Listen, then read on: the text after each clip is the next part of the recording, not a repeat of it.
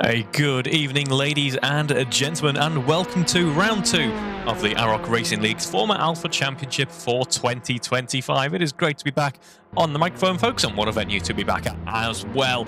Circuit Spa-Francorchamps, a very famous racing circuit, historic venue that we all very much enjoy, I think. The fabulous high-speed circuit here, run through Radion and Eau Rouge. We head all the way down through Les Combes, heading back down that hill.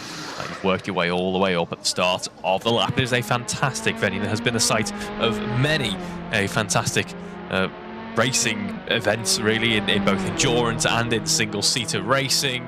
As some fantastic overtaking opportunities, as well as opportunities for plenty of chaos, as we saw, just think back to Formula 1 in the 90s, and in fact in 2012 as well.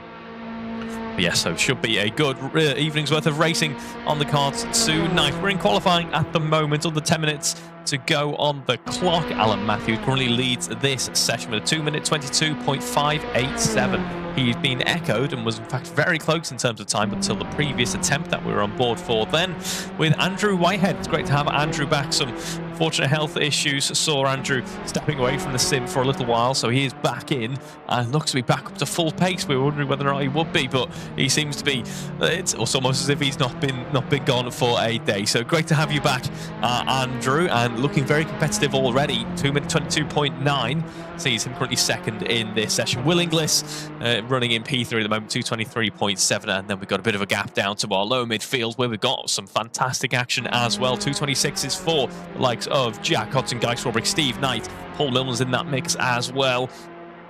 So it should be a fantastic race no matter where you're looking in the field. That field currently being 8 cars, maybe 9. I saw a stalled lap in practice for Matt Daly before, so we might see a late appearance in qualifying from the yellow liveried championship reigning car, if you will, as we stay on board for now with Alan Matthews. Let's see who else we can see out on track here at Spa. Spa's conditions probably a little bit different to how they currently are in real life, as you can see in the top right hand corner of your screen, ladies and gentlemen.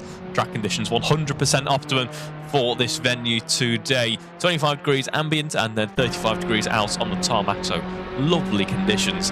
Unfortunately, we don't quite have those here in the UK, and certainly won't in Belgium as well at the moment. Hopefully things will pick up, because I'm going to be heading past there in August, so I imagine middle of August it should be rather nice, but for now I'll avoid it. Currently on board with Will Inglis, just over 6 minutes to go in this session. He's in P3 at the moment. It is Will Inglis, but has improved nicely through Sector 2, and Sector 2 is a large sector here at Spa. As we see him jump back onto the throttle through the final corner, literally named chicane here at Spa. He does improve. Not quite by enough, though. It's a 2-minute 22.9, so he's got away from the 23s into the 22s. A nice improvement, and still some time to go in the session. Of course, these are long laps, though, so realistically, at most, you've got 2 more attempts with 6 minutes left on the clock. Penultimate attempt then for a few drivers are going to be pushing on to make their final last-ditch attempts at going for pole here at Spa for the first race of the evening. Of course, 25-minute race that is reversed for race 2, the reverse grid. There also 25 minutes where we get to see some of the drivers who started low down in the order in race 1 show what they can do in race 2. 5 minutes to go, and still Alan Matthews who leads for the time being. We are also saying Sector 2 very large here at Spa. It's actually, in terms of distance, fairly similar to the others, but of course it's got corners as Sector 2, whereas Sector 3 and Sector 1 it's pretty much flat out the entire time. So they tend to disappear rather quickly, whereas Sector 2 is over a minute. Here, Sector 2 start at Les Combes at the end of the Kennel Straight and then runs all the way down through to Stavler, the last of the so-called S's, really, before you have to get back on the throttle. Be very careful that you don't rush out too wide and go over the gravel before you run through Blanchimont back towards the end of the lap here as we head through chicane with Andrew Whitehead. Been a while since we've seen the white and red livery on the Formula Alfa, at least, so it's good to see that back. And it is, at the moment, provisional pole there for Andrew Whitehead. It wasn't an electric lap, there's no purple sectors there, but just some nice improvements. See Andrew Whitehead currently on provisional pole. A very nice lap indeed there from Andrew. He might get one more attempt in if possible, but Things are very much heating up now in this session. Let's see who's coming up next. Next, it is going to be Guy Swarbrick. We're going to go on board with him as he comes across the line. 2-minute 28.2 to beat, and he crosses the line there and posts a 2-minute 20. Oh, in fact, forgive me, that was an outlap. So ignore everything I've just said. It's business as usual, really, isn't it? Anyway, let's go on board with Jack Hodson. He's got a bit of pressure, actually, in the form of Alan Matthews. Now, this could be potentially a benefit to Alan Matthews here. Probably too far away to make any real difference in terms of slipstream, especially in these cars. And like Formula 1, where you've got a lot more of a downforce level and the aerodynamics are a lot more complicated, you might see an effect even a few seconds up the road of a bit of a slipstream.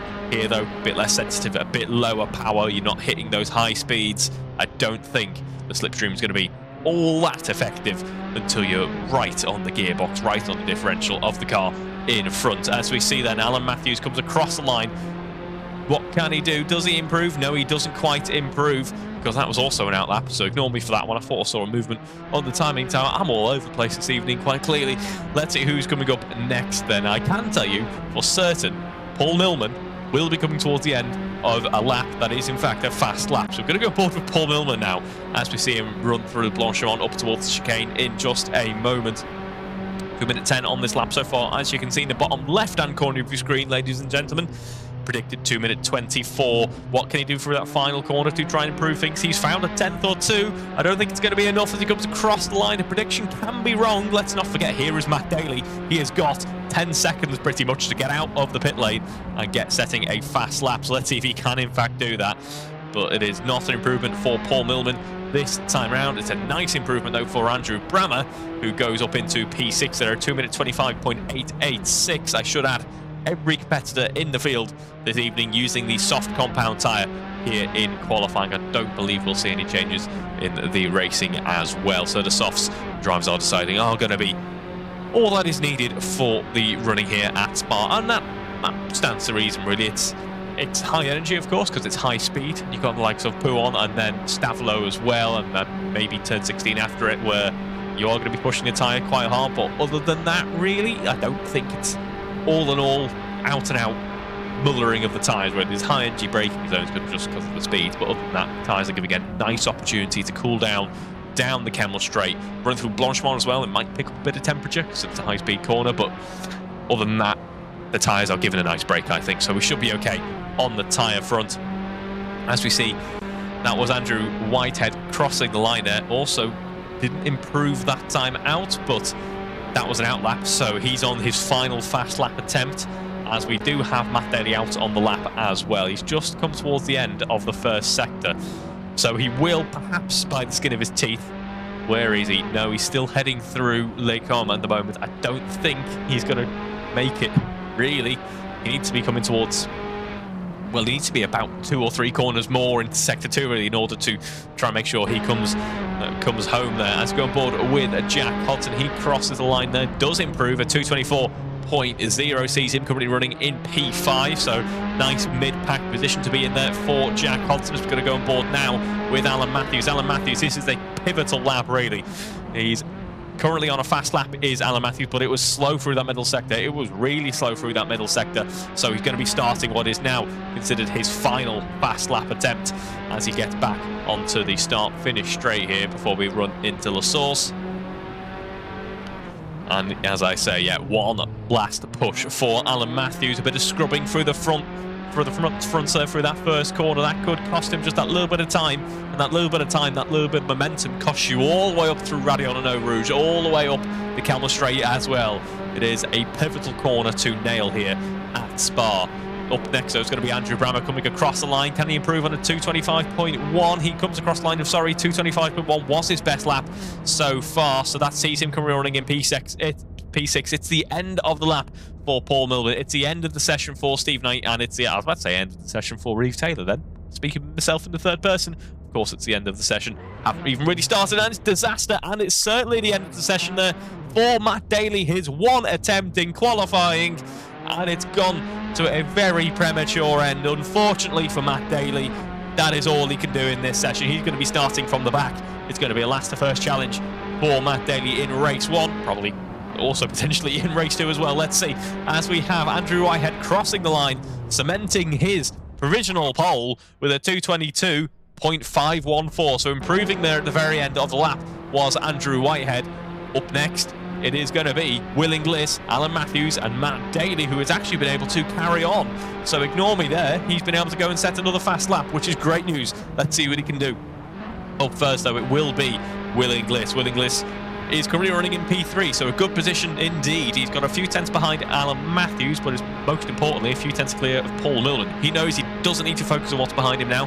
He's secured a second row start. Can he make that a front row start? Let's see as we head into the chicane for one last time on board with Will Inglis. A little bit of a lock up there. That is very typical of that corner. Really got so much speed heading into that right-hander, and we're back onto the throttle then. That 1.4 multi-air powered car heading down towards the final end of the session here for Will Inglis, and it was a 2:22.9. That is, I believe, that is just Andrew Whitehead leaving the session for the time being, as we go on board now with Alan Matthews. Now this is going to make all the difference. He's looking for a 2:22.51 to beat is Alan Matthews. He's back onto the throttle. No improvement so far on the lap. What will it be as he crosses the line? He abandons the lap by the looks of things. Alan Matthews retires and decides nothing else he can do in the end. That leaves our only competing driver currently out on track being Matt Daly, and let me tell you, it's a personal best. That stands to reason, of course. He hasn't been able to post a full proper fast lap yet. He's coming towards the end of Sector 2. They're running through Stavelot at the moment before we head back onto the start of Sector 3 on what is effectively the one of the back straights, really. I know it's got plenty of corners, but I just think of it as the final full throttle run down towards the end of the lap, if you will. So we're going to run through Blanchimont now, using as much of the track as he physically dares. Matt Daly just taking two wheels over the white lines there, pushing the car as much as possible, trying to keep that momentum up. Late on the brakes, nearly at the 50-meter board. That's impressive stuff from Matt Daly. A little snap of oversteer, and he abandons the lap. He abandons the lap, and it was an electric Sector 2 as well. This would have been a really strong lap from Matt Daly, but he decides, no, I'm not happy with that one. He's going to start from the back of the grid. That's a rather perplexing one to me, really. He could have at least pushed himself up into the mid-pack. Maybe that's strategy. Maybe he's going to let the chaos unfold at the start of the race and find himself in a good position. We'll have to see if that is the case in just a few minutes, though, folks, because we're going to have a short break and then we get ready to start race one here at Spa.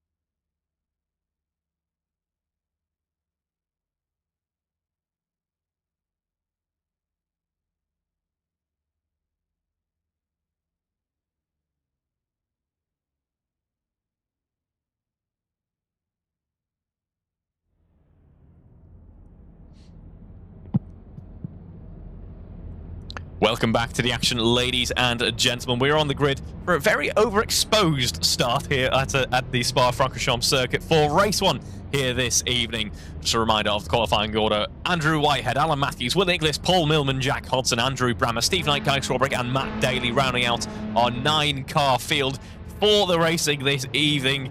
I'm looking forward to this. It's been a while since we've seen Andrew Whitehead in full race trim, so let's see how it goes. We've got 6 red lights on the gantry, and we are away for race 1 here at Spa. It's a good start for Andrew. It's a great start for Alan as well. Everyone getting away very well. Paul Millman potentially losing out a bit to Andrew Brammer as we run up through the source now, but everyone being very well behaved, keeping it clean. That's what we like to see. Congratulations, everyone, on a fantastic race start there, it must be said. Andrew Whitehead building up a bit of a gap now as we run down, I say down, up through Radion and Eau Rouge. Radion comes first, of course, as we see a bit of side-by-side action between Matt Daly and Jack Hodson. That's particularly brave as we head up through Eau Rouge now, and we're going to have that long wait really before we head down to Les Combes. These are very quick cars indeed, but they're not quite quick enough to make this straight seem quite as short as it does in the world of Formula 1. There's contact there between Alan Matthews and Will Inglis. There's a few people involved there. That is Paul Millman as well, Jack Hodson, Will Inglis, Andrew Brammer, Steve Knight. That is a massive number of cars involved in that incident there. It appears that my commentator's curse is very much in full effect once again. I congratulated you all on a great race 1 start. And there we go. That was the incident that was potentially on the cards. It has just taken place. So now we see that Andrew Whitehead has extended his gap quite comfortably now to about 4 seconds. And it's Matt Daly in P2. Whoever said that he needed to try and finish that qualifying lap? I was completely ill-informed. As we well know, Matt Daly was probably expecting it and just decided, I'll wait it out. And we'll jump up the order halfway through lap 1. I should add as well, behind him is Guy Swarbrick. This will be really interesting to see. This is a track that Guy knows fairly well at this point. I believe he's had some decent results in the past, although my memory is fading. I'm getting older, folks. It was my birthday last week, so advancing in age, shall we say. But Guy Swarbrick, this could be a great opportunity for him. He's on that soft compounder tyre, and if he can echo what Matt Daly's doing out in front, Matt Daly, of course, we know is a very accomplished driver in the series.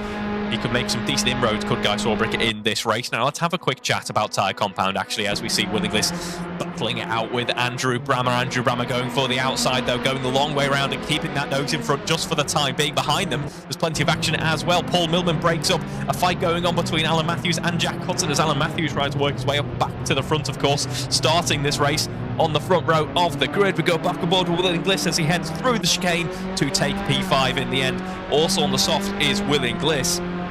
So yeah, that tyre compound is going to be interesting. Wrongly informed I was, saying that the soft tyres would probably be fine for the racing this evening. The mediums are going to be the tyre of choice. Oh dear, that's a big off for Will Inglis heading through the source there. That is a disaster. He had some issues at the start of lap 1. He's having issues at the start of lap 2 as well, and that car is completely and utterly beached. That's a return to the pitch job, unless he can get it away in reverse. He has. That is a skillful bit of manoeuvring for Will Inglis there, but that plummets him to the bottom of the order. Any soft compound advantage he might have had, taken away by that one. Yeah, those softs are going to light up very nicely indeed early on in this race. The mediums being that harder compound, especially with the long straights here at Spa, going to take a small while, I think, to get up the temp. So we could be seeing those mediums being a little bit slower earlier on, but eventually they are going to come into life and be quicker than the softs at the end of the racing. Paul Millman currently looking like a bit of a cork in the bottle almost. He's got Andrew Brammer for company there. I believe some lap traffic as well, but no, that's not lap traffic just quite yet. That'll be rather impressive here at Spa. There isn't going to be too much lapping. It's a very long lap indeed. But Paul Millman currently running in P7. It's not Paul Millman, sorry, I was saying was forming a bit of a queue. It is Steve Knight there. Steve Knight running on the mediums ahead of Andrew Brammer, Alan Matthews and Paul Millman there. The aforementioned Paul Millman ahead of Jack Hodson as well. Let's see what Steve can do. We know he's put on some decent defensive drives in the past, so he'll be hoping to continue that on. He's got to effectively forget about what's going on out in front with Guy Swarbrick and Matt Daly and focus on building a nice gap there. But Andrew Brammer having issues of his own. I'm not quite sure if there was any contact there. Could well have been. There was a brief bit of contact according to the timing system, but you can never fully 100% rely on that. and that has tumbled Andrew Bammer down into 7th. Jack Hodson in 8th as well. I believe he was caught up in that. And that now means that Steve Knight can breathe just a little bit more easily. Not completely. Still got Alan Matthews for company. And Alan Matthews, as we saw from his pace in qualifying, is very strong indeed. But Steve Knight is looking fairly good in this race so far. It should be a decent race for some points for some of our midfield drivers at least. Guy Swarbrick, of course, is rather enjoying his time out there. And Steve Knight has just become Guy Swarbrick's best friend out on track, really, because the longer that Steve Knight backs those drivers up behind him, the longer that Guy Swarbrick has more of a fighting chance at a podium here. Speaking of fighting chances, Matt Daly's certainly been gifted one at the start of the race, hasn't he? 3 seconds separate him and Andrew Whitehead. Currently, in terms of pace, Matt Daly is out on top. We didn't see any decent qualifying runs from him because of the issues that he experienced on his one fast run. He had a second one, but he abandoned the lap. Matt Daly is currently lapping the fastest, 2:23.3 on that last lap, 0.6 of a second clear of Andrew Whitehead out in front. Now, my maths says on paper about 5 laps. I'm going to give it about 4 until Matt Daly is really giving some issues to Andrew Whitehead. Andrew is putting up a very good fight, though, it must be said, the only other driver in the 23s at the moment, and has been gifted a bit of an easy reintroduction to the racing action in the ARC Racing Leagues because of that challenge from Alan Matthews that has rather disappeared over the past couple of laps. Very long laps here as well. We're only 2 laps into this is our 3rd lap. But very long lap indeed here at Spa, and we're nearly 7 minutes in, and we are yet to complete 3 laps. Alan Matthews, though, has just posted a purple sector 1. He's got ahead of Steve Knight, has Alan Matthews, and done that while achieving a purple sector, so I imagine a bit of a slipstream coming into effect there because he was a good few tenths ahead of the likes of Matt Daly and Andrew Whitehead on that one. So the slipstream, as I said, isn't going to be the ultimate cheat, really, in these cars when you're really far behind, but as you get closer and closer, you are going to feel that effect. That is the thing, and fellow Mito and Julieta owners will concur, I'm sure, especially if you've got the 1.4 170 engine or any of the 1.4 multi-air engines for that fact. They are pretty much unparalleled for their size in terms of torque and that low to mid-range, probably more mid-range punch given the slight turbo lag, but that high end just isn't quite there on this engine. The rev limit is posted at 6,500. I believe that changes based on model year and Euro 6 specification, etc, etc. Might be a little bit lower on some, but 6.5 is your hard limit, really, for a stock multi-air 1.4. You can push it up a bit with tuning, turbos, that sort of thing. You can see the likes of multi-air tuning developments have cars running at 8,000 RPM on stock internals, or near that at least, and they're very impressive pieces of kit, but at least in terms of relatively stock deployments, they are running at about 6,500 RPM. And that's what these cars are in effect running. There's a bit more power out of them, as we see a nice move from Alan Matthews there into the source down the inside to take 3rd position. You can feel it in the cars when you're driving them. When you're driving the Tartus FA01 in Assetto Corsa, at the top end of the rev range, it just doesn't really have that much to give. So having that slipstream gives it that bit of extra boost, takes away a bit of the drag and helps it along at those higher parts of the gears, higher parts of the rev range when it hasn't got too much more to give at the high speeds. As we see Alan Matthews, getting ahead of Guy Swarbrick there in terms of pace at the moment. Guy Swarbrick's in the 227s on that last lap, so not quite where he wants to be. He wants to be in the 225s if possible to try and maintain his decent standing in this race. A good recovery, though, it must be said, for Alan Matthews, currently running in P3, so net loss, I mean, in terms of time, he's lost 12, 11, maybe 10 seconds, but in terms of positions lost, he's only lost 1 position in this race so far. So a decent recovery, and he's still got over half race distance. He's still got 16 minutes, or at least 7 or 8 laps, if not more, maybe 9, to try and make a recovery, try and push on towards that 2nd or 3rd position again, if possible. But he's certainly going to be making it tough is Matt Daly. 2 seconds now, the gap between Matt Daly and Andrew Whitehead at the moment. And in terms of pace, it's 222.9 for Matt Daly on the last lap, 223.6 for Andrew Whitehead. So closing up that gap is Matt Daly. Elsewhere in the field, Steve Knight is currently hunting down Guy Swarbrick, about a second, just over a second faster at this moment in time. I should add Will Inglis on that soft compound design has damage on the car as well. We can't really take any proper, true kind of pace readings from his car. He's got damage. Guy Swarbrick is potentially dropping off a bit in terms of the pace now, given that soft tyre is going to be nice and heated up into its stint well now. So this is going to be, not going to say a full crossover point just yet. Expect that in the next 5 or so minutes, but maybe 5 to 7 minutes. But we're going to start to see the medium converging with the soft in terms of the pace on offer. So that means the likes of Steve Knight, Paul Millman are going to be closing up to Guy Swarbrick, and we can see that now as we head through the chicane and back up towards the source in just a moment. The fight is very much on between these drivers, being led by Guy Swarbrick. Guy Swarbrick is giving that toe to the 2 cars behind. He's punching the hole through the air and is the one under pressure at the moment, looking in both of his rear wing mirrors, I suspect. As we see, there goes Steve Knight, there goes Paul Millman through the source on the exit. Nicely done, easily done as well. That's Guy Swarbrick down to P6, Steve Knight up into P4. And now we're going to have a battle between Steve Knight and Paul Millman as we head up through Radion Eau Rouge onto the Kemmel Straight now. Steve Knight now takes that role of punching the hole through the air as Andrew Whitehead, leading this race, has had an utter disaster at the front end of the field. 11 minutes of bliss, really, from the start. A great start as well. He built up a gap with the incidents further down the field and has now eroded that lead. Matt Daly breaks a 12-second lead in the front of this race. Looks like just a small error at Les Combes by the looks of things. And now we see it's going to be Alan Matthews putting that pressure on. This is exactly the fight we were expecting at the start of the race. The only difference is it's for P2 instead of P1. Let's say that this battle that we were enjoying for P4 is just coming into frame now. Beautiful, beautiful timing there, really, from the competitors. Steve Knight leads Paul Millman. In terms of pace then, best pace, that goes to Paul Millman. Last lap, it was a second, and in fact 2 seconds stronger for Paul Millman as well. So going to be on for a good fight here. The back end on Steve Knight's car there, it must be said, looking very eager to rotate. And that is why, ladies and gentlemen, heading through Pouhon, down towards the inside of the circuit. A bit of a disaster there for Steve Knight. He tumbles down to 8th position. Actually, Jack Hodson, Andrew Brammer now ahead of him. And that is Paul Millman in 4th position. Got Guy Swarbrick company, has Paul Millman. But in terms of pace, it looks to be that Paul is going to be able to build that gap. That is not to say all the action is over yet, because here we go.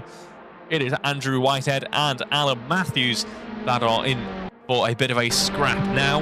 In terms of pace, 224.2 for Alan Matthews, 223.6 for Andrew Whitehead. I suspect both of them have damage. Andrew Whitehead from that incident just a lap ago.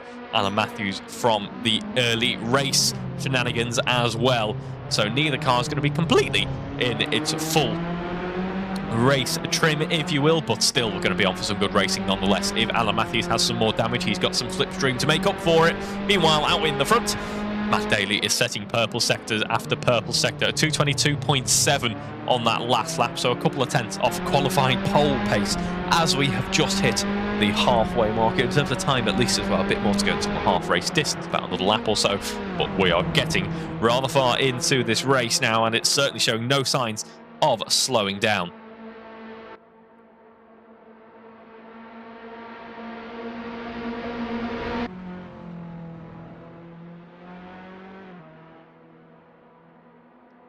Here we go then, side by side, Alan Matthews and Andrew Whitehead. Typical slipstream stuff through the Kemmel Straight there.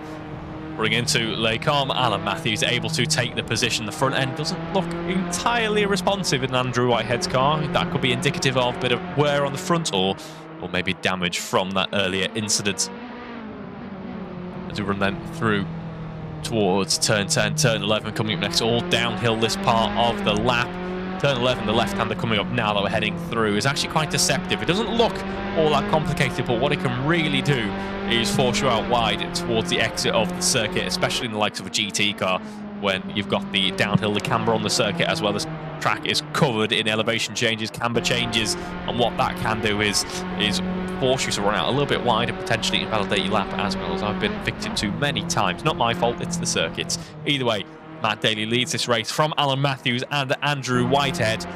Paul Millman leads his own battle from Guy Swarbrick, Andrew Brammer and Jack Hodson. Then we got Steve Knight running as well, and Will Inglis unfortunately retiring effectively from this session, as that is Guy Swarbrick having a bit of an instant there. The timing is perfect for the cameras this evening, folks, as we run through turn 14 up towards Stavrolo. The back end just seemingly gave way on Guy Swarbrick's car. We know he's late into this race now for the soft tyres. I suspect we'll see the mediums on him later on in race 2, the reverse grid race, which of course he'll be finishing higher up, or starting higher up in rather, based on the results for race 1. Yeah, that is a set of rear tyres that are not compliant anymore, is how I'm going to phrase it. If your MOT tester saw them, they'd have some rather detailed words with you, I suspect. Meanwhile, Andrew Whitehead has got back ahead of Alan Matthews. There was no contact between the two drivers on the timing system, so that looks to be just a self-inflicted mistake, unfortunately, heading through to the chicane. Alan Matthews drops back to P3. He's only a few seconds ahead of the likes of Paul Milman, don't forget that. And once again, Andrew Whitehead, it's not for P1, but has a bit more breathing room in this race for the time being.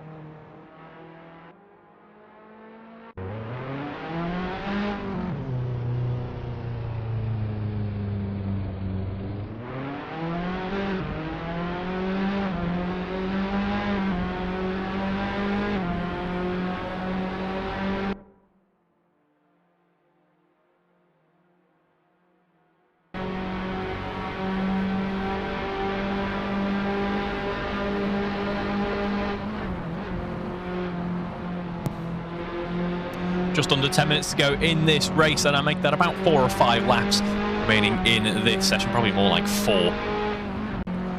So we're expecting around about 10 laps of work. Actually, probably 11 laps, in fact, worth of racing for the evening's races. Jack Hodson, who's the driver we're currently on board with, he is hunting down Andrew Brammer at the moment, although Andrew Brammer has just posted a personal best Sector 2, so they appear to be trading blows at the moment. Now we're going to see the final kind of decently fast lap attempts from the drivers. The fuel loads have got very low, of course. It's quite a high fuel load circuit, but the tyres are dropping off. They've still got just a bit of life left in them, though, to post some decent times. And we've certainly seen that from Matt Daly. Matt Daly in first place, 2:22.466, a blistering time, really. He beats the pole position time in qualifying and is done that with some fairly worn medium tyres. So that is impressive stuff from Matt Daly there, his lead, even though he was gifted 12 seconds effectively by the issues that Andrew Whitehead had.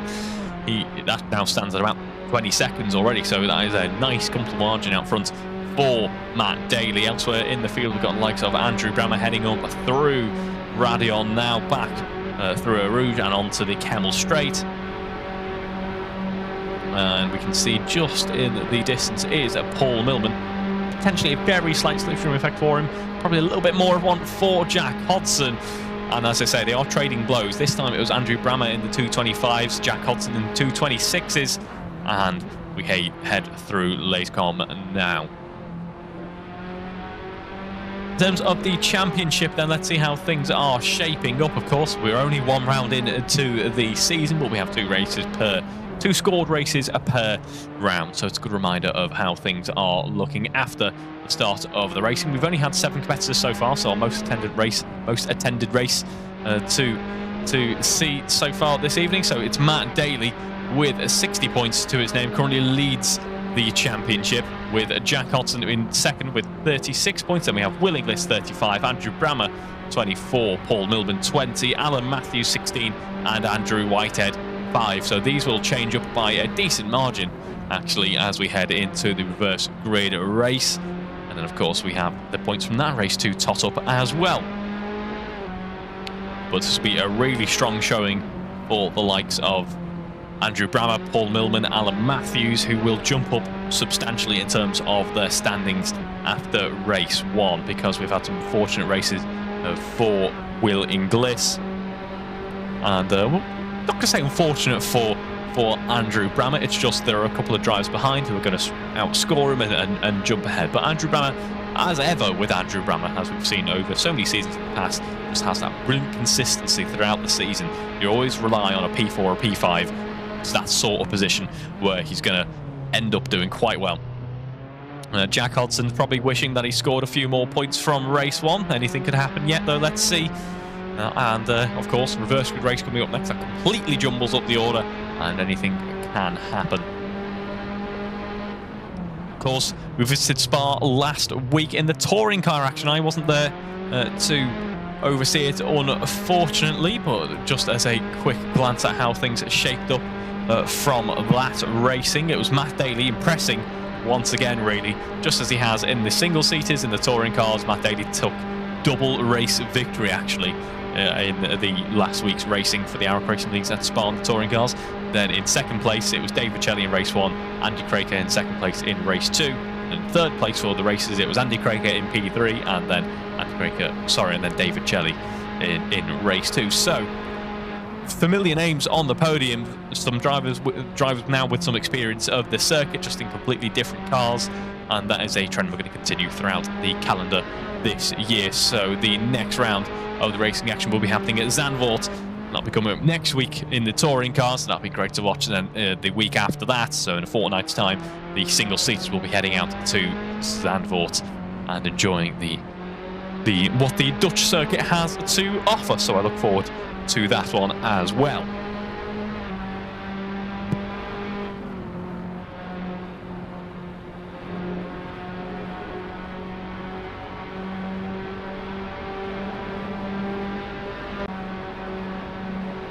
Here we see we're on board with Steve Knight at the moment, who's just very courteously letting the race leader through. No obligation to do that in the AROC Racing Leagues, no such thing as a blue flag, but we have a field of very considerate, very friendly, and very, I can't quite put, well, the drivers, they know each other very well, so of course they're always kind to each other.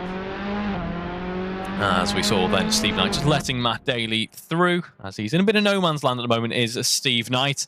As is Andrew Brammer. There's a few seconds to Jack Hodson. In fact, he's not in that much of no man's land because he's closing up very nicely to Paul Millman. Not sure where this turn of pace has come from, but it's certainly come from somewhere. So let's see how it goes as we head through the chicane now. Got to be on the third lap, coming up to penultimate lap in a moment. But yes, it will be third to last this lap. And in terms of their pace then, last lap, Andrew Brammer at 226.1, Paul Millman 226.0. But through that middle sector, that first sector, it was Andrew Brammer who was a few tenths stronger, potentially a side effect of the slipstream that he's certainly going to be enjoying now as we head up through Radion and Eau Rouge, back onto the wide open throttle nature. In fact, I believe that's all wide open in these cars before we head onto the Camel Straight. And there we see gaining is Andrew Brammer. Follows Paul's every move as Paul tries to break that slipstream, but it's too little too late, as we now see that Andrew Brammer has the inside line. Four leg arm there, late on the brakes, brake disc glowing red hot, carrying quite a lot of speed into the corner, actually nearly caught him out, as we saw Paul Millman was able to take a much more traditional line. And now it's going to be Paul Millman who enjoys the benefit of the slipstream. This is what's so great about Spa. That slipstream effect is very strong. The track is wide, it's free, it's free-flowing, and it's open. It offers many overtaking opportunities. We head through towards Pouhon in just a moment. Of course, my only claim to fame at this corner in particular is in a certain sim race against a certain Lando Norris. I performed an overtake on said Lando Norris to take the race victory. That has been the forefront of my mind pretty much, and defined my whole personality and career for the past 6 years now. I will never ever live it down, and it's all downhill from here. That's my only claim to fame of my driving at Spa. So it was only an F1 2020 as well. It was hardly worth talking about. But Andrew Brammer is currently doing his utmost to keep Paul Millman at bay. Personal best through sector 1 for Andrew Brammer. 43.3 rather, so 1.5 seconds faster as a result of that slipstream. But now it's time for Paul Millman to enjoy some slipstream as we head through Blanchimont in just a moment. Here we go then. First part of Blanchimont, as I believe Alan Matthews has had an instance. He has, but he's been able to rejoin. He's actually just in front of this pack, this nearly trio racing at 4P4 here. And Alan Matthews has had a big spin. That is not a place you want to spin out. He very considerately dives off circuit, so he knows he's not going to have any instance with any other drivers out on track. He has lost a boatload of positions though, and this battle for P4 has just hotted up that little bit more, because now there's a battle for P3, and this is going to be a good one, folks, because it was already looking quite intense. Now the stakes are just so much higher. As we head through the source, we saw how powerful the slipstream was on the previous lap running through the Camel Straight. This time the man who was defending a lap ago is going to be on the offense as we head up through Radio Note Rouge. Let's say Paul Millman's going to be offending, but Paul Millman will never do that. As we head onto the Camel Straight, we have now started the penultimate lap of the race. This is the penultimate lap of this race. So my prediction was wrong. We're actually going to be enjoying about 12 laps of this circuit, which is very nice indeed. As we see Andrew Brammer running in P3 at the moment. Paul Millman not quite able to close up, perhaps a bit further back on the exit of Eau Rouge, or maybe differences in setup as well. Of course, open setup championship, drivers can change all the aerodynamic balance of the car, tyre pressures, gearing, suspension geometry, all that sort of thing. The drivers can adjust, and that has effects on corner grip, how the car performs through the bends, how it performs on straights as well, the type of top speeds that you can achieve, as well as grip levels. So really we could be seeing that Paul Millman's car just isn't quite set up for these long straights, because Paul is slowly falling back, forgetting about Andrew Brammer, who's now running himself in P3, and instead focus on trying to keep Jack Hodson and Alan Matthews at bay. Alan Matthews a bit further back. Just look at how much of a roller coaster his race has been, from front row of the grid, tumbling back to the very bottom, to working his way up to P2, tumbling down into P6 once again. Let's see if hopefully he can recover a nice finish for his sake at least. But Andrew Brammer still defending here from Paul Millman. Paul Millman very much defending from Jack Hodson as well. Jack Hodson 226.2 on that last lap. He's looking rather racy, is Jack Hodson, but the commentator's curse comes into effect. He goes off wide, gets caught by that gravel trap. It certainly is a trap there, and he dropped back down to P6. That is now Alan Matthews into P5, so at least somewhat of a recovery for him in this race. And it's Paul Millman in P4 then.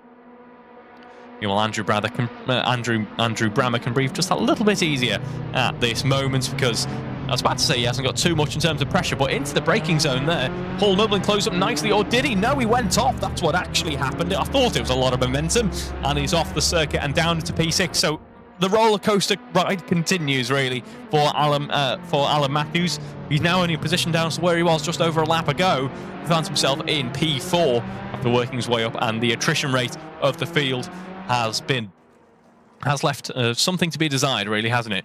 As we now see, it's going to be Matt Daly heading through Sector 2 on his final lap here at Spa, so at some point we're going to jump on board with him. But what a race it's been in the mid-pack as well. Action-packed, which is what we expect from Spa, and I'm pleased to report, folks, we're going to get another race of it in a few minutes' time. The reverse grid race here at Spa, when the order gets flipped around. The likes of Guy Swarbrick, Steve Knight, Paul Millman, Jack Hodson will get to try out and see what they can do at the front end of the field, at least for the race to start. We're going to have to go on board, though, with Matt Daly, as he's enjoying a very good race in the end. Didn't even make a qualifying lap, but through just keeping his head down, some clean running, no mistakes, he finds himself leading this race by over 30 seconds, and he started right at the very back. That is an almighty achievement, to say that we run, very similar cars as well. An impressive drive from Matt Daly. I believe Paul Millman's had an incident, but he won't lose out there in the grand scheme of things. As we see Matt Daly then head through Blanchimont for one last time in this race. Chicane comes up next. He has been pretty much unmatched. It's what we saw last week in the touring cars, where he takes race 1 victory there, race 2 victory, and he's going to take race 1 victory here once again in the single seat as he weaves in celebration. And there he is. Matt Daly is crowned race victor for race 1 here at round 2 at Spa. A fantastic drive from last to first. Can't do much better than that, and we're going to enjoy some victory donuts. That is what we expect from Matt Daly. We've got time to enjoy them as well, as we see the traditional victory donuts. I don't think those tyres had all that much left in them, really, as he makes his way back towards the pits before we get ready for race 2, the reverse grid race. Then coming up next, so it's Andrew Whitehead, who had some issues in this race, but can be fairly pleased with that one, I would say. It is a P2 as he starts his championship charge and adds a boatload of points to his tally. A great return to form for Andrew Whitehead. And up next then is going to be Andrew Brammer, a hard-fought battle which started out as a three-way battle in the lower midfield, has slowly but surely worked its way up to be a battle for P3 in the end, and it will be Andrew Brammer marking his first podium of the season. Congratulations, Andrew. More of them to come, I am sure. Alan Matthews, in the end, you can't really be too displeased with that, I am sure. Yes, he was on the front row at the start, but at one point he tumbled all his way back, worked his way up to P4 in the end. Then we got Jack Hodson coming home P5. Paul Millman will be coming home P6 in just a moment as he heads through the chicane. Hard luck there, Paul. A great fought battle, but unfortunately it just wasn't to be. He comes home to take P6, and then we wait slightly further wait for Guy Sawbury to come home P7. Steve Knight is classified P8, and then I believe we might have Willie Bliss classified P9 as well. But Matt Daly, with the Victory Donuts, is going to see out race 1 and get ready for race 2 coming up in just a few minutes.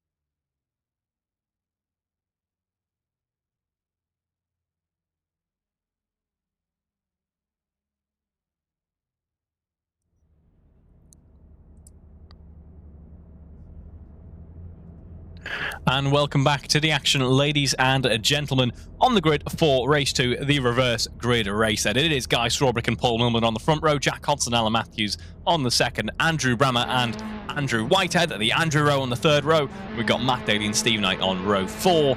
Will Inglis all on his lonesome on row 5, but I'm sure he's going to be in the mix at some point nonetheless.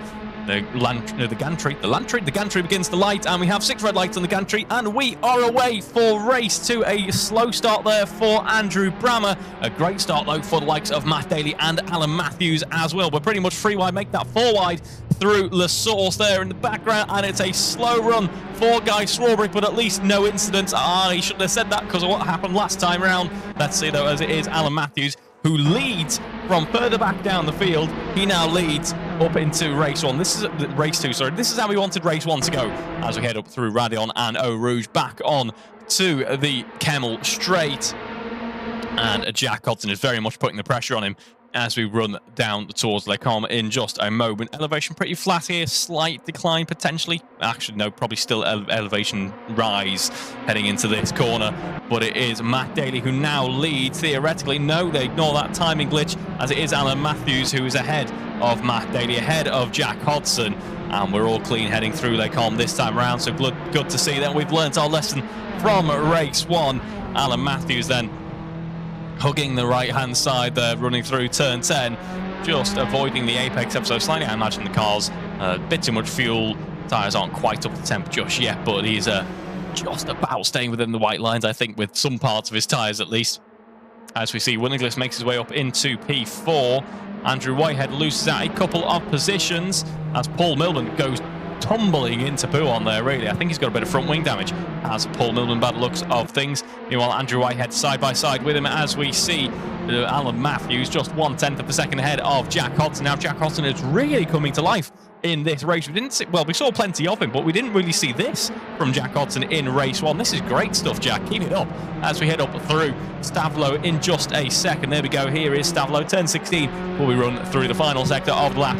All wide open throttle here pretty much, as we see a great run, though, for Matt Daly. Goes side by side up into P2 on the exit of Stavelot's. Really what made the difference there. Great momentum for the car in yellow. So now that is Matt Daly up in the 2nd position. He's going to be fighting for this race win before we know it, folks. Not to be outdone, though. Here is Jack Olsen, goes side by side, has the inside line for the chicane. He is going to be compromised on the 2nd path as a corner, though, as he has to back out of it. Goes earlier on the brakes than Matt Daly. Great defending from Matt Daly there. Both very aware of each other, clearly, those two drivers. And it is still Matt Daly leading Jack Hodson. And meanwhile, Steve Knight gets ahead of Guy Swarbrick further down the field, as we have a fairly packed field still at this point in the racing. But heading into La Source there with a nice defensive move of his own. Sorry, offensive move of his own, really. But just boxing him off nicely was Jack Hodson there. Keeps Matt Daly at bay then. Takes the midline through the La Source corner, and we see it's Alan Matthews ahead of Jack Hodson now, but this time it's going to be Matt Daly with the slipstream. Should Jack Hodson have played his cards close to his chest and maybe waited to use the slipstream to pounce? We'll just have to see. I think Matt Daly's lost out, though, in terms of the Radion and Eau Rouge exit he has. He's not going to have any slipstream. This is going to be an out-and-out battle down towards Les Combes now. This is what we like to see. Nice fair racing. And here goes Will Inglis as well. Where's Will Inglis come from in all of this? We might be 3 wide here as we head through Les Combes. We're going to have to back out of it for now, but it's going to be Matt Daly ahead of Jack Hodson. But now, Will Inglis is trying to pressure Jack Hodson. He's dropped off a little bit, has Will. So it's not going to be quite happening on this, at least this part of the lap. Let's see if it can happen later on, though. Meanwhile, Andrew Whitehead is trying to keep Paul Milman at bay. Andrew's a bit kind of stuck in the depths at the moment, so it seems he certainly had the pace to lead relatively comfortably in race 1, just hasn't been quite able to demonstrate that yet in race 2. So let's see what he is made of later on. Matt Daly takes the wider line, takes the outside line through Pouon. We know that is going to cost him a fairly big time, really, but he's made it work. That is quite impressive stuff. Usually you see with the outside, you have to kind of be quite compromised and back out of it usually. And Matt Daly has somehow been able to keep the nose in it on the 2nd part of Pouon through this turn 12 and 13, I'm going to call it, really. And Matt Daly was able to take the position back. So well done to Matt Daly for that one. Jack Hodson then running in P3 at the moment, half a second clear of Will Inglis, who's half a second clear there or thereabouts of Andrew Whitehead as well. So once again, the mid-pack is going to be very close quarters indeed here at Spa. We're still only on the second lap of the race, would you believe it or not, as we see Andrew Brammer gets ahead of Paul Millen. Will Inglis gets ahead of Jack Hodson. Jack Hodson is potentially losing out to Andrew Whitehead as well. There is Andrew Whitehead. We're going to be pretty much free wide as we run through Blanchimont there. Outside goes Andrew Whitehead. Inside goes Will Inglis, but there's a bit of a switch back here. There is contact. Rubbing is racing. That is what we know. The two tyres make contact. We do carry on, though. No major ill effects from that. So it was just good, hard racing is what we like to see, isn't it? As we head back onto the start-finish straight, there is Alan Matthews leading the race, 2 seconds clear of Matt Daly. It's side-by-side for Andrew Whitehead and Will Inglis. Jack Hodson tumbles down to P5 in all of this.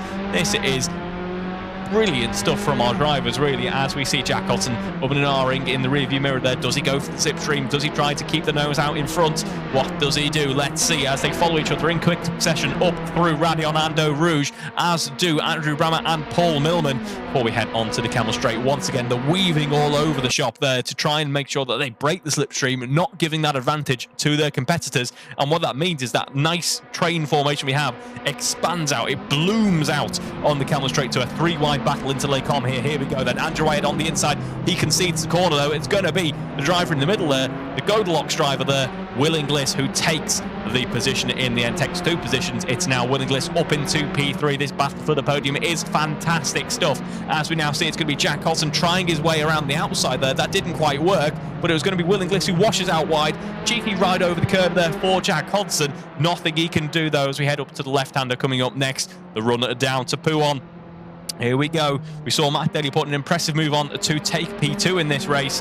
Let's see what he can do, though, as we head up through towards the end of Sector 2 on lap 3. Calming down then a little bit this battle, at least for the time being, but that is only because it was oh so close on the start of the lap. As we run up through towards the end of Sector 2 now, we've got Campus and Stavelot to negotiate. Just yet, Stavelo rather. Should take my English pronunciation out of it. Don't know how to pronounce that. I'm not even going to attempt to pronounce half. It's not the worst for pronunciation, it's Spa. There are far worse circuits than Spa in terms of pronunciation. But I'm certainly not going to give it all my gusto and my absolute best, because I will offend someone, no doubt. As we head on to the Blanchimont, going to call it Blanchimont back straight effectively. I think there's a bit of a lift in these cars because they're not out-and-out downforce monsters, but still, it is Will Inglis who leads from Jack Hodson, who leads from Andrew Whitehead. Meanwhile, at the front end of the field, Alan Matthews has got an almighty job. We haven't seen these two competing out on track next to each other at any point this weekend, but now we're going to see that, folks, as we head up to La Source in just a second. It's Alan Matthews on the defensive from Matt Daly. Not too much to worry about here, really running through that first corner. You're not going to have to really think about what's going on behind you up until we head on to the Camel Straight, because Matt Daly is going to be benefiting substantially from a tow from Alan Matthews.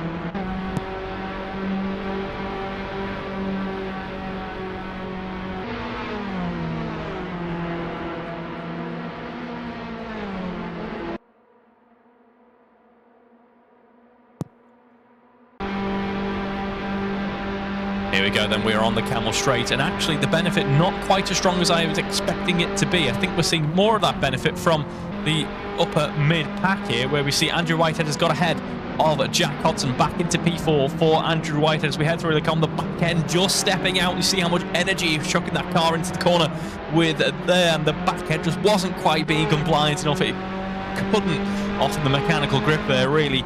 Although I suppose the corner's just about quick enough to talk about aerodynamic grip as well. But in terms of these tyres, they're not the widest tyres in the world. We are 10 minutes into the race now. They're not going to have the utmost in terms of grip. And yeah, there we go. Andrew Whitehead is ahead of Jack Hodson, but as I say, the back end stepping out there, he's certainly got his work cut out for him, because Jack Hodson is looking rather racy in this race. Personal best of the lap, in fact, overall best of the race for Andrew Whitehead through Sector 1 that goes purple, a 34.043 for Andrew Whitehead there. Very nice lap indeed, so far at least, being spurred on by Jack Hodson, I suspect, just behind him. Only 0.3 of a second separating these drivers. The leading driver's only separated by 5 tenths, make that 7 tenths now at this phase of the lap. There we go. We're going to go on board with Andrew Whitehead. We see him under pressure from Jack Hodson. 4 tenths of a second, make that 3. Does he close up? Let's see just how much slipstream is on offer, even at this back end part of the lap. Certainly is some effect, but it's rather distilled by the corners.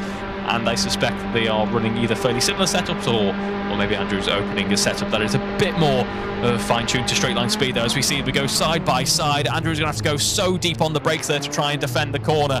And yeah, trying to defend it from the outside is very tricky business indeed. Jack Hodson was positioned perfectly, was able to jump on the brakes quite late, muscle his way pretty much ahead of Andrew Whitehead. But it's a great run out that second part of the corner for Andrew Whitehead, and he does close up, has the benefit of the slipstream as well. So do not worry, folks, for Andrew Whitehead.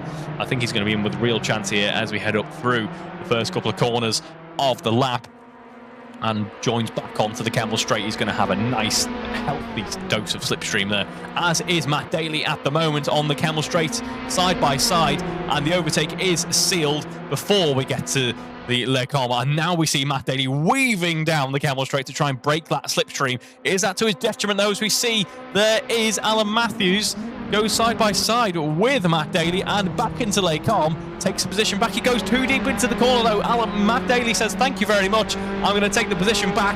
Just a quick sweep over the circuit has cost him so much, and now it's Matt Daly back into the lead of this race. But the question is for how long, because Alan Matthews is certainly poised to take that position back if that run down Kemmel Straight is anything to go by. Meanwhile, it's Will Inglis in P3, Andrew Whitehead in P4, but only by the skin of his teeth, really, because here is Jack Hodson putting that pressure on still as we run down towards Pouhon in just a second. Nearly at half race distance already, folks, would you believe it? It's absolutely flown by this one. Shaping up to two fantastic races here at Spa, as is to be expected, really. As that gap building up ever so slightly more through Sector 2, it looks like Andrew Whitehead just had the upper hand through the first half of Sector 2, I'm sure, though, as it opens up once again. We're going to see Jack Hodson close back up. Matt Daly then ahead of Alan Matthews for the moment. Alan, though, certainly is not giving up without a fight in the number 82 car there. Purple through Sector 1 was Matt Daly on this lap. Personal best so for Alan Matthews, Will Inglis as well, because the tyres still have some life, but the fuel loads are dropping. The fuel load should be around about halved. To give you some quick napkin naps, if you couldn't work that out from the fact that we are pretty much a half race distance. Alan Matthews and Matt Daly, half a second apart at the moment, closing up ever so slightly, but by no major notable difference, really. This could be Matt Daly. The momentum starting to swing towards him now as he gets a great run through that final corner, builds up a gap ever so slightly, and is looking more and more comfortable out in the lead of this race. It all happened on the Kemmel Straight on the last lap. Let's see what happens on this lap as we head up the elevation rise once again.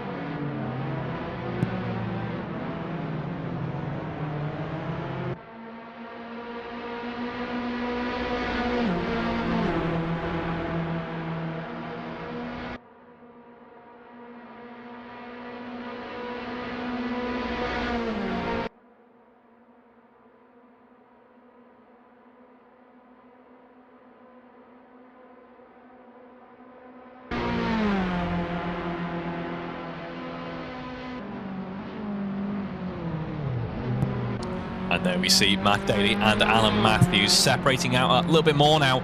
In fact, going for the overtake. Forgive me, they're looking at the wrong part of the timing screen.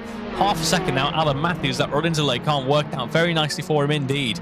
And now we see it's Alan Matthews ahead of Matt Daly by half a second. The momentum in this battle swings once again, I'm sure not for the final time in this evening's racing, though. Meanwhile, speaking of momentum swings, Andrew Whitehead now just starting to break away from Jack Hodson. That battle seems to have settled down ever so slightly now as we see Paul Millman just coming into shot there. Unfortunate spin out running through turn 10. He's able to get back underway. Shouldn't lose a position, but I'm sure not how he wanted his race to go. Meanwhile, as I say, Matt Daly putting that pressure on Alan Matthews, so we'll stay on board with these two gents. But Andrew Whitehead keeping the measure of Jack Hodson for the time being. How's he doing in terms of pace? It's 2:24.6 on the last lap, so not quite where with Inglis, but in a nice, comfortable zone where he can kind of settle in, find a rhythm, and try and bring the car home. Go on board, though, once again, with our two battling leaders, Alan Matthews versus Matt Daly. Half a second separating these two at the moment, all on the medium tyres. I should add every driver now on the medium tyres, apart from Guy Swarbrick. He was on the softs in race 1. I think they traumatised him a bit. So much so he was scared of the mediums. He's gone straight for the hards, which are going to be a difficult tyre to warm up and not going to offer the pace he would need at the start of the race, but should be fairly comfortable in getting home without really have to worry too much at all about looking after the tyres. So that is a benefit of the hards there, as we see Matt Daly closing up through the chicane now. This is going to be a very important phase for him, because we have the Camel Straight coming up next, and he's close. He's very close indeed. That slipstream will be strong. He might not need it though. That was a great run through the source. He does close up. I don't think he can get the overtake done just yet, but he's going to be poised to do it before maybe the over. No, it's not going to be quite before just yet. It's very rare to see that, but certainly on the Camel Straight, it's going to be a great fight now as we head up the scary corner there. It feels so satisfying to nail, but it is an intimidating corner. Side by side, it's on the exit of Eau Rouge and Radion, actually, where Matt Daly's able to make that difference. Is that going to be too early though? Because we saw it in the past. Alan Matthews saw that. He was able to get his slipstream back at the end of the Camel Straight there and take the position back. They are squabbling heading into Lake Como on the brakes. It's Matt Daly, in fact, who takes the position this time around, and the battle changes once again. It's Matt Daly ahead of Alan Matthews now. The question is for how long. We know it's probably not going to be too long, because anything can happen. And it has been a great battle so far, it must be said.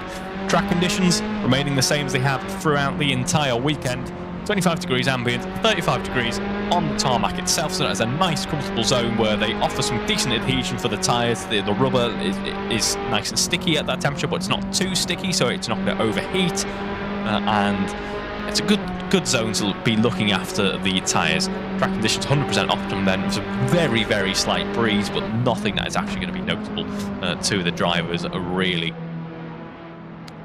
Let's have a quick look at the championship as well, as we are just under 10 minutes to go in this race. Of course, not too much data to report on, really, because we're only currently in the 4th race of the entire season, but there's a bit more intrigue in the championship standings, because now we have got the complete results from round 1 and some results from round 2. It's Matt Daly, current leader of this race, leading the championship as well by double the points of Jack Hodson. Jack Hodson still holding on to 2nd in the championship, but by a smaller margin. It's 46 points for Jack Hodson to P3. Andrew Brammer 39 points, so 7 points separating them.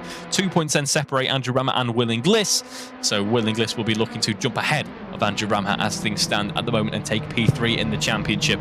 Then we have Alan Matthews on 5 points at the moment, currently in 2nd in this race. Sorry, 5th place on 28 points. Forgive me for that one. So should close up to the likes of Andrew Brammer as well in P4.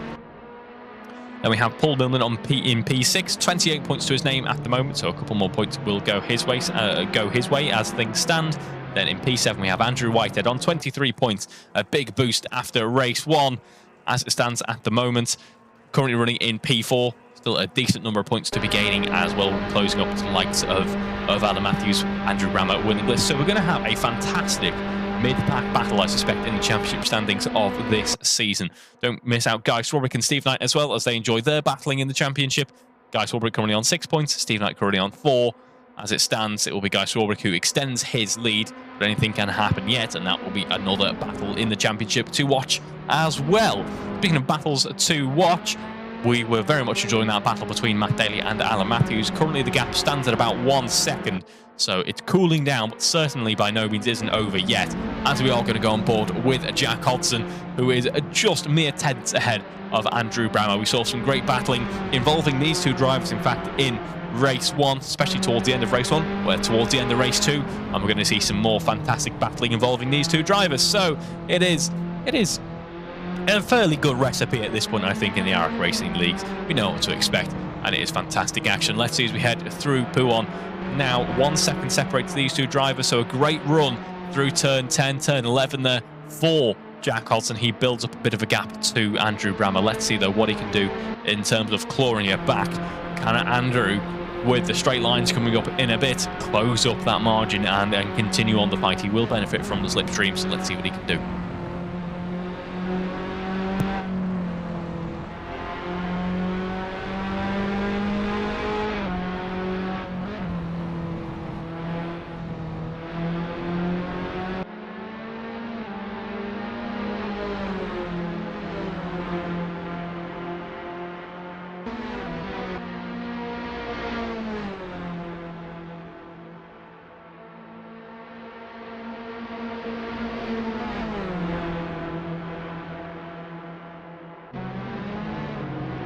The gap closing up ever so slightly as we run through Blanchimont.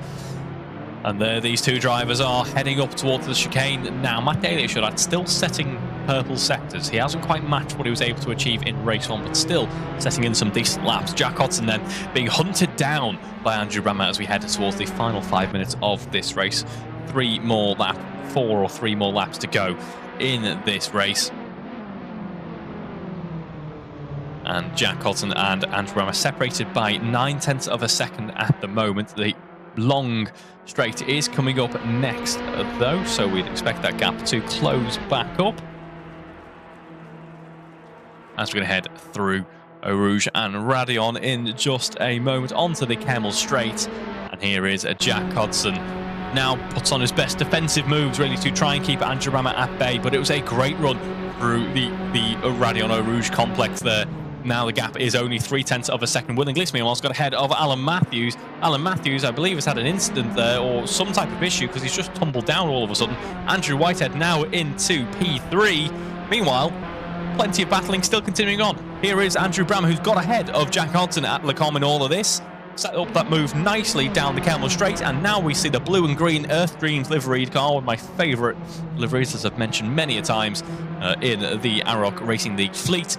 Now finds himself in P5, 7/10 of a second ahead of Jack Hodson. Although we know that Jack was strong through the twisty stuff over the past couple of laps, so let's see how this battle does continue to shape up. Will Inglis then running in P2. Andrew Whitehead is back on the podium as things stand. Alan Matthews, not sure what's gone on with him. He's still there in terms of pace. He's still very much running nicely here, running in P4 at the moment, so don't count him out just yet. But really, it's just not quite been the weekend that he would have wanted, I suspect. Had some great pace in qualifying. Would have been top 3 if Matt Daly had shown the pace that he's shown in the races. And just fortunately, the races just really haven't gone Alan Matthews' way. The race 1 was a complete roller coaster, really, but what looks like one small error has cost him big time here in race 2. I suspect, at least, didn't quite see the full incident. But potentially one small error, one small mishap has cost him big time because the pack has been so close here in race 2. Meanwhile, speaking of close pack action, here we go. Here is Andrew Brammer and Jack Hodson as we head up through the chicane. Andrew goes for the inside into the entry phase of the corner complex. He boxes off Jack Hodson nicely and continues in P5 for the time being. But it was a great run in the exit 4. Jack Hodson, a slightly cheeky run through the grass there ever so slightly. I will avert my gaze to that one. I saw nothing. I will pretend that nothing happened there, really, as we see Jack Hodson continues on in P5, and there's been a big spin there for Andrew Brammer. No contact with Jack Hodson there. That looked to be just of his own volition, really. Unfortunate way to end what has been a fantastic battle for Andrew Brammer then. That allows Jack Hodson to breathe just that little bit easier as we come towards the end of this race now.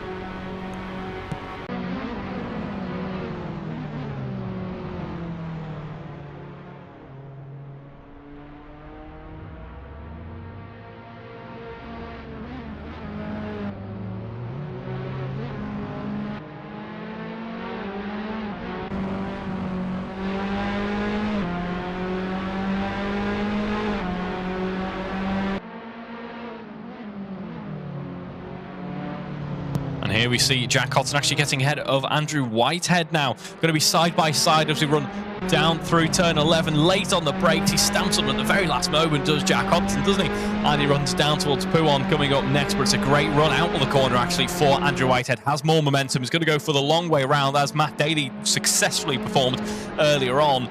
And well defended, though, by Jack Hodson for the time being. Don't count Andrew out. He's going to have that slipstream. He's going to use it to full effect here. Great run through the exit of Pouon. Goes for the outside as we run up towards turn 13. Stavelo in just a second, but has the inside of the left-hander. Does Andrew Whitehead. And it's P4 for Andrew Whitehead then, as Jack Hodson shows some immense pace at the start of this race. Wasn't quite demonstrating it in the mid-phase, but seems to be back on form, really, for this late part of the racing here. And this is great stuff from Jack here. Let's see if he continues it on with the use of the slipstream as we head through Blanchimont in just a second. Matt Daly, meanwhile, out in front, still setting purple sectors, but hasn't been quite able to match his previous best of race 1. 2 purple sectors on that last lap. Oh, ignore me completely. On cue, Matt Daly, 2:22.390, fastest lap of the weekend so far. Fantastic stuff from the driver leading this race and leading by 9 seconds. Meanwhile, Jack Hodson is trying to bring back the lead of this battle for P4 here. Of course, briefly, this battle was between Jack Hodson and Andrew Bramman. Now it's between Andrew Whitehead and Jack Hodson as we head up through they made up a corner there then. So we head up through La Source as the timer is about to hit 0. Where is Matt Daly at the moment? He is currently heading through Les Combes. So this is going to be the the penultimate lap of this race. And again, once again, what a race it has been. Fantastic action here at Spa this evening.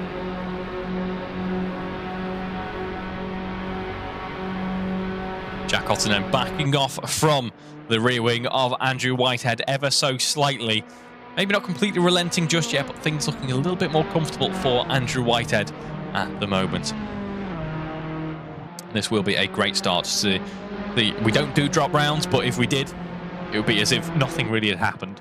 He wasn't quite able to score that many points in race 1. Let's see what he can do here in race 2. That was looking less than drivable, that car now, it must be said. Have his tyres dropped off? The timer has hit 0. We saw him having a bit of a tank slapper there on the exit of Les Combes. He dives on the brakes, but the car looked like it was locking up and not responding to the inputs of the driver on the steering as he headed through turn 10. He's back underway now, is Andrew Whitehead. There we see him running through Pouhon there, followed by Jack Hodson. But now it's going to be just a case of trying to bring the car home, I suspect, and that is going to be echoed throughout the field, really. All these drivers have wrung as much life as they possibly can out of these cars, and now it's just a case of trying to come home and make sure that they continue on in the positions that they've worked so hard and fought so hard to be running in at the moment. I should add that Will Inglis and Alan Matthews fairly close together on track at the moment, closer than Jack Hodson and Andrew Whitehead. As it stands, we're going to go on board with Will Inglis actually as we run up towards the chicane. There is Alan Matthews, so actually a decent race weekend as it is. Well, I say a decent race as it is shaping up to be. Of course, it was a reverse grid, so he's made a net gain in terms of positions overall. So still continuing on and building up those points as we have now started the fastest lap of this race. Will Inglis being hunted down by Alan Matthews on that last lap. The gap was 1.2 seconds to Alan Matthews' favour there, so a decent margin of pace. That gap being closed up by Alan Matthews. Let's see if is going to be any major difference heading up through the Camel Straight in just a second now. Heading through Radion and Eau Rouge, back onto the Camel Straight. 1 and a bit seconds is the margin between these two drivers, so no major slipstream effects from that really, as we can just see in the foreground there, Matt Daly running through Les Combes at the moment. In a moment, we'll jump on board with Matt Daly to bring home what has been another brilliant race. The evening's racing as well, and most importantly for Matt Daly, another double race victory. It can't be a Grand Slam because of how qualifying went. I suspect it would have gone his way if things had played out correctly, but Matt Daly is going to be potentially coming home with a double race victory unless anything untoward happens on this final lap of the race. Now, a feat, of course, he performed last week in the touring cars as well, so clearly Matt Daly and Spa are certainly an iconic duo.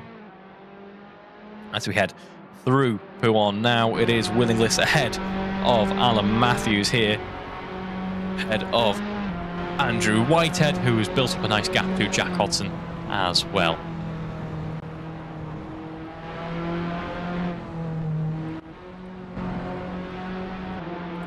See if we can go board actually.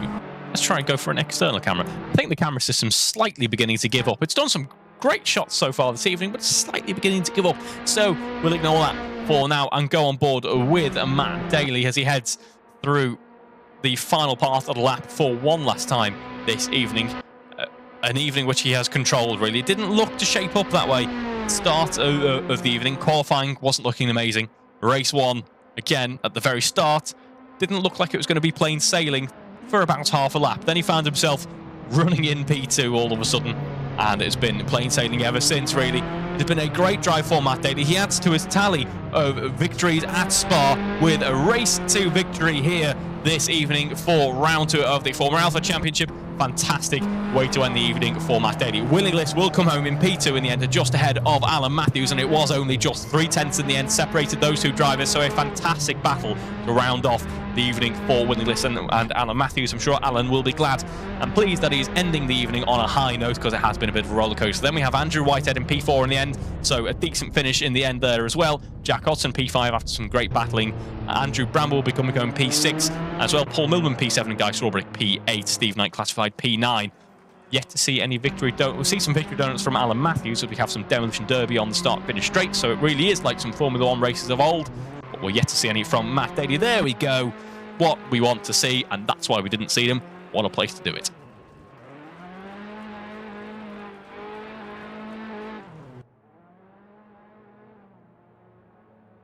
So the celebrations are in full swing here at Spa, but they're in tandem. We've got Alan Matthews, and that is Andrew Brammer as well. Some tandem donuts to celebrate the evening's racing, and it was an evening's racing worth celebrating as well. So fantastic stuff from all of our drivers, really, here at Spa. It certainly delivered some great racing action. I hope you enjoyed watching it as much as I enjoyed commentating it, and we'll see you in a week's time in Zandvoort for our Zandvoort series of races coming up next for round 3 of both championships. Thank you very much for watching tonight, and good night.